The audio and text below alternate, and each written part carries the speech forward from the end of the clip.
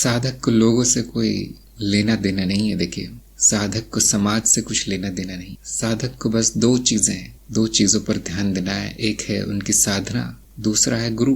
बाकी जगह से ध्यान हटा लेना है। अगर आप अज्ञानियों की बातों को महत्व देने लगेंगे तो जीवन अस्त व्यस्त रहेगा।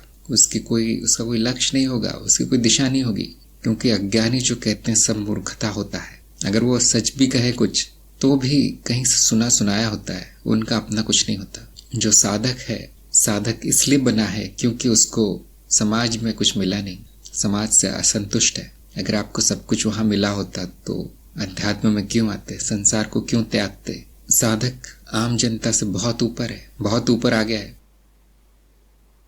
आपको ज्ञान के साधन दिए गए हैं, आपको अब दूसरों की आवश्यकता नहीं है। कभी कभी गुरु की आवश्यकता पड़ेगी बस। अब दूसरे क्या बोलते हैं, क्या करते हैं, हमें कुछ भी नहीं करना। यदि हमें लोगों की बातों से परेशानी होती है तो मतलब अभी तक संसार में बंधन बचा है, अभी तक आसक्ति बची है लोगों से। तभी तो वो जो कहते हैं महत्वपूर्ण लगता है। तभी तो जो अज्ञानी जन बोलते हैं उसका प्रभाव हम पर पड़ता है। ऐसा क्यों है? अभी भी वहां पर आपका बंधन है, कोई किसी तरह का आकर्षण है, किसी तरह की निर्भरता है, इसलिए तो उनकी बातों पर ध्यान देते हैं। समाज आपका परिवार से शुरू होता है। यदि परिवार के लोग आध्यात्म में नहीं है तो वो भी समाज का अंग है, वो भी अज्ञान में है और उनकी भी बातों पे ध्यान नहीं देना है। जिस दिन आपको ज्ञान हो गया उस दिन आपको स्वतंत्र हो जाना है। स्वयं में सोचने की, समझने की योग्यता होनी चाहिए एक साधक में कि क्या सही है, क्या गलत है।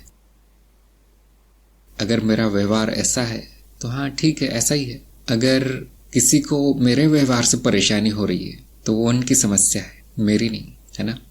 अगर मेरे व्यवहार से किसी को हानि हो रही है तो फिर खुद दिख जाएगा मुझे कि मेरे व्यवहार से किसी को हानि हुई है। अब मैं उसको बंद कर सकता हूँ, मैं उसको शुद्ध कर सकता हूँ, मेरी वाणी शुद्ध कर सकता हूँ, मेरी सोच विचार शुद्ध कर सकता हूँ, मेरा आचरण शुद्ध कर सकता हूँ। और यदि मेरे व्यवहार से, मेरी वाणी से किसी को दुख नहीं पहुंचता, किसी का दिल नहीं दुखता, किसी को भौतिक रूप से नुकसान नहीं होता तो सब ठीक है, फिर मैं शुद्ध हूं। फिर अशुद्धि बाहर है। हमें तो उनको ये भी नहीं कहना है कि तुम अशुद्ध हो, हमें तो ये भी नहीं कहना है कि तुम अज्ञानी हो, मूर्ख हो। हमें उनको छोड़ देना है। छोड़ने का मतलब ये होता है कि भौतिक और मानसिक दूरी बना लेना है। न मिलना है, न बात करना है। किससे आप मिलेंगे, किससे बात करेंगे? जिस पर निर्भरता है उससे। इसलिए साधक का पहला काम है स्वतंत्र हो जाना। उसके बाद जो भी करते हैं ये लोग, जो भी बोलते हैं, उससे शोर है, वो व्यर्थ है। जो भौतिक दूरी बना सकते हैं बना ले, संभव नहीं है, निर्भरता है, कोई आसक्ति बची है अभी भी, तो मानसिक दूरी बना ली। एक कान से सुन के दूसरे कान से निकालना है। तो सत्य आप जानते हैं, अब अज्ञान सुन के क्या फायदा। मैंने देखा है कुछ लोग, कुछ साधक उनको ठीक करने का प्रयास करते कि नहीं आप गलत हैं, बिल्कुल नहीं करना है, आप ही सही हैं। क्षमा मांग लेना है उनसे कि हाँ मेरी गलती है, जो मैंने, हाँ मेरी गलती, आप वहां से चले आना है। ठीक नहीं करना है उनको। बताना किसको है, ज्ञान किसको देना है? जो पूछता है, जो आपके सामने आके पूछता है, तब आप बता सकते हैं। वो व्यक्ति स्वयं नीच होगा। अब ऐसे आदमी से हमें क्या लेना देना? उससे तो आपके मन में ही विष घुल जाएगा। ऐसे व्यक्ति से बात करेंगे तो, ऐसे व्यक्ति के साथ रहेंगे तो आपका ही पतन होगा, उसका कुछ नहीं होगा, पहले ही पतित है। इस तरह से हमें चेतना का उपयोग करना है, साक्षी भाव में रहते हुए सबकी बातें सुनना है। और आप देखेंगे 99% बातें बेकार होती है, व्यर्थ, समय नष्ट।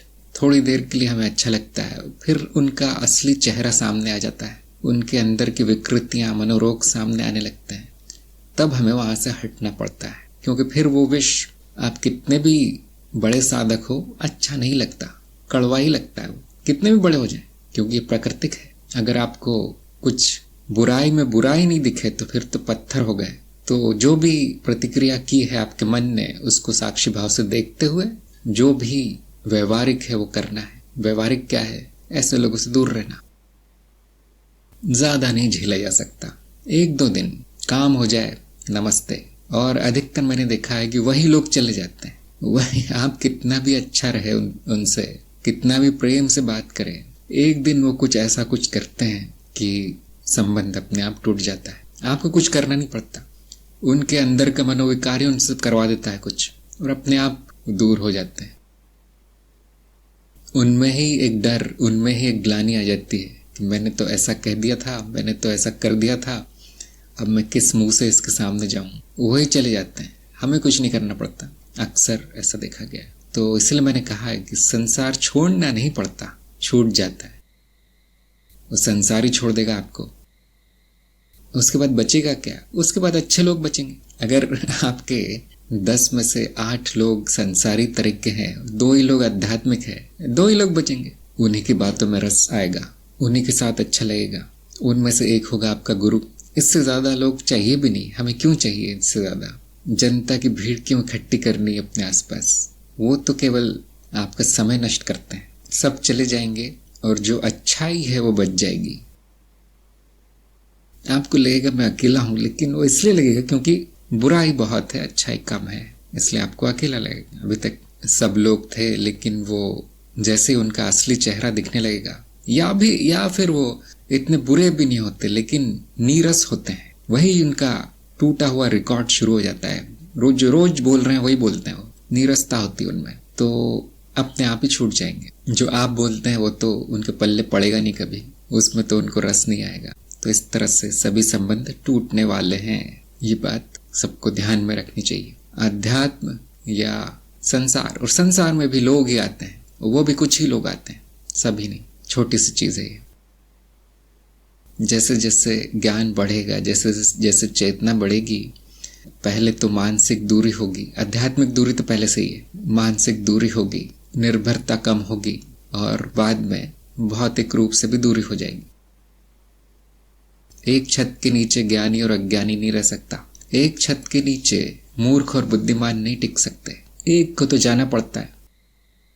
तो आसक्ति कब जाती है? जब कुछ ऐसी घटना हो जाती है जिससे कि वो जिस धागे से बंधी थी वो आसक्ति, वो टूट जाए। और ये घटना अधिकतर अहम भाव से जुड़ी होती है, स्वार्थ से जुड़ी होती है, या किसी तरह के मनोविकार से जुड़ी होती है। जैसे ही वो पता चलता है कि ये व्यक्ति तो अंदर से ऐसा है, अपने आप दूरी हो जाती है। कुछ करना नहीं पड़ता किसी को। आप प्रयत्न क्यों कर रहे हैं? मैंने तो कहा नहीं है। अगर आपने किसी को गुरु बनाया है तो गुरु के निर्देश पे चलना चाहिए। गुरु ने नहीं कहा है ये सब करने को तो नहीं करना चाहिए। जो अपने साथ नहीं रह सकता वो दूसरों के साथ क्या रहेगा? अगर आपको अपने साथ रहना पसंद नहीं है, मतलब वहां पे कोई व्याधि है, वहां पे कुछ ऐसा नकारात्मक जहर है जिससे कि आप बचने के लिए दूसरों का साथ चाहते हैं। यदि आप पूरी तरह शुद्ध हैं तो सारा संसार तो मैं ही हूं, मुझे किसकी आवश्यकता है फिर? अपने में ही रमने में जो आनंद है वो ये उधार के आनंद में नहीं है। वो तो कभी भी जा सकता है, वो तो कभी भी कड़वाहट में बदल सकता है, वो अज्ञान का विष दूध में घुल सकता है। ध्यान दीजिए, लोग आपके साथ क्यों है? अपने स्वार्थ के लिए। जैसे ये पता चलता है वो खुशी कड़वाहट में बदल जाती है, उससे आपको ही मानसिक आघात लगता है कि देखो जो मेरे अपने हैं वही ऐसे हैं, पराये कैसे होंगे? और पराये कभी कभी अच्छे निकल जाते हैं, क्योंकि वहां इतना स्वार्थपन देखा नहीं जाता, क्योंकि व्यक्ति अनजाना है तो ज्यादा उम्मीद लेकर नहीं आता आपके पास। साधक का जीवन एकांतवास है। जिनको ये जीवन पसंद नहीं है उनको सेवा भाव से रहना चाहिए, और जिनको सेवा भी पसंद नहीं है फिर उनका कुछ नहीं हो सकता। हाँ, कभी कभी हम जिसे आसक्ति समझते हैं वो केवल प्रेम भाव की तरह है कि मैं भी वही हूँ जो ये है, और कर्म बंधन सा एक लगता होगा कि हाँ माता पिता है चलो कुछ कर दूं मैं, या मेरे बच्चे हैं उनको जरूरत है मेरी, जब तक बड़े नहीं हो जाते उनके साथ रहना है। वो लोग बहुत ही भाग्यशाली हैं जिनके माता पिता उन्हें समझते हैं, जिनके माता पिता उनको अध्यात्म में जाने के लिए जाने से रोकते नहीं। बहुत कम लोग हैं ऐसे। जब तक ऐसा भाव, कर्तव्य भाव है तब तक साथ रहेगा, और एक दिन तो सब चले ही जाते हैं। अगर आपकी आसक्ति छूट नहीं रही है, अगर आपका मोह बंधन छूट नहीं रहा है, तो मृत्यु उसे छुड़वा देती है। जब सभी नश्वर है तो किसी से बंधन बांध के क्या फायदा? उससे बंधन बांधिए जो नश्वर नहीं है, जो नित्य है, उससे बंधन बांधिए, उससे संबंध रखिए।